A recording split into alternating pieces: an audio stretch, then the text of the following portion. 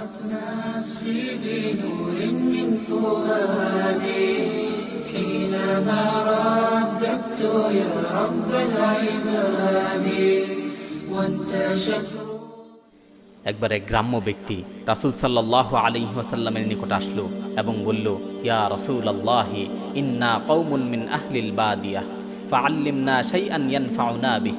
হে আল্লাহর রাসূল, আমরা গ্রাম্য মানুষ, আমাদের এমন কিছু শিক্ষা দিন যার মাধ্যমে আমরা উপকৃত হব।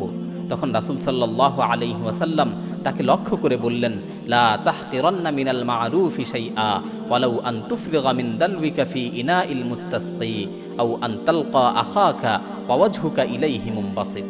তুমি কোনো ভালো কাজকে তুচ্ছ মনে করবে না, যদিও সেটা তোমার পাত্র থেকে কাউকে পানি ঢেলে খাওয়ানোর মতো ছোট কাজ হয়, এবং হাস্যোজ্জ্বল চেহারা নিয়ে কোনো ভাইয়ের সাথে সাক্ষাৎ করার মতো সাধারণ বিষয় হয়।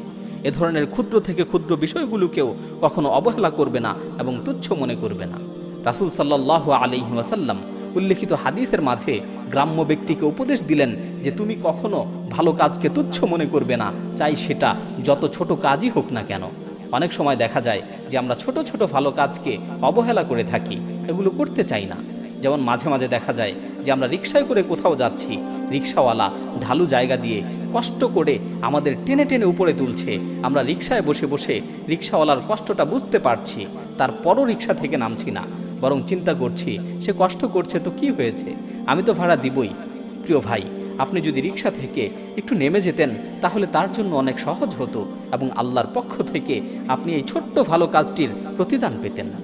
আপনি দেখছেন কেউ মাল বোঝাই করা গাড়ি নিয়ে ঢালু জায়গা দিয়ে উঠতে পারছে না, আপনি পিছন থেকে ধাক্কা দিয়ে তাকে উঠতে সাহায্য করুন, আপনি আল্লাহর পক্ষ থেকে এর প্রতিদান পাবেন।